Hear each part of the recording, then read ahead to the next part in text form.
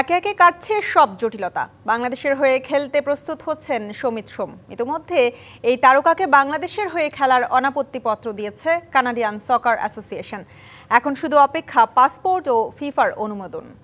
শুক্রবার কানাডার টরন্টোস্থ বাংলাদেশ হাই কমিশনে বায়োমেট্রিক দেবেন সমিত। বিষয়গুলো নিশ্চিত করেছেন বাফুফের সহ সভাপতি ফাহাদ করিম। দেশের ফুটবলে সোনালী দিনের হাতছানি, একের পর এক ভালো খবর আসতেই আছে বাফুফের কাছে। জাতীয় দলে হামজা চৌধুরীর অভিষেকের পর ফুটবল ফ্যান্সদের নজর বাংলাদেশি বংশোদ্ভূত ফুটবলার সমিত সোমের দিকে। সমিত কবে আসবেন, আদৌ বাংলাদেশের হয়ে খেলতে পারবেন কি তিনি, এসব প্রশ্ন নিয়ে উৎকণ্ঠায় দেশের ফুটবল ভক্তরা, যেখানে বাফুফে দিল সুসংবাদ। আজকে আমরা কানাডা সকার অ্যাসোসিয়েশনে এনওসিটা পেয়ে গিয়েছি। আমাদের ধারণা ছিল এটা হয়তো সামনের সপ্তাহে আমরা পাবো, বিকজ আমরা সাধারণত 3-4 সপ্তাহ লেগে যায়। হামজার ক্ষেত্রে অলমোস্ট 1 মাস লেগেছিল।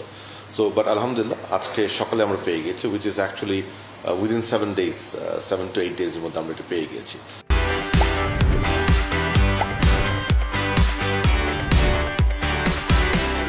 শুক্রবার কানাডার টরন্টোস্থ বাংলাদেশ মিশনে বায়োমেট্রিক্স দেবেন সমিত। কাজ এগিয়ে রেখেছে বাফুফে।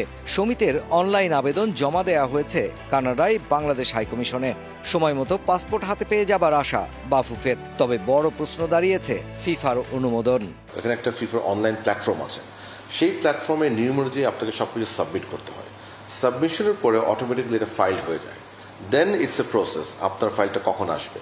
তো এই ক্ষেত্রে আমার সভাপতির সাথে কথা হয়েছে, উনি আমাকে বলেছেন যে যদি আমরা ইনশাল্লাহ মের ফার্স্ট উইকের মধ্যে অনলাইন প্ল্যাটফর্মে উঠিয়ে দিতে পারি সব ডিটেইলস, 13 অথবা 14 মে ফিফা কংগ্রেসে উনি যাচ্ছেন প্যারাগুয়েতে। উনি ডেফিনেটলি ইনশাল্লাহ ওখানে কনসার্ন যারা আছেন তাদেরকে রিচ আউট করবেন, তাদেরকে অনুরোধ করবেন। ফিফার অনুমোদন পেলে 10 জুন এশিয়ান কাপের বাছাই পর্বে সিঙ্গাপুরের বিপক্ষে ম্যাচে হামজা জামালদের সতীর্থ হবেন সমিত সোম। তার আগে প্রস্তুতি ম্যাচেও সমিতকে খেলাতে উদ্যোগী বাফুফে। আর সে কারণে পাসপোর্ট হাতে পেলেই সমিতের ক্লাবকে চিঠি দেবে বাফুফে। Mushfiqur Rahman, DBC news, Dhaka.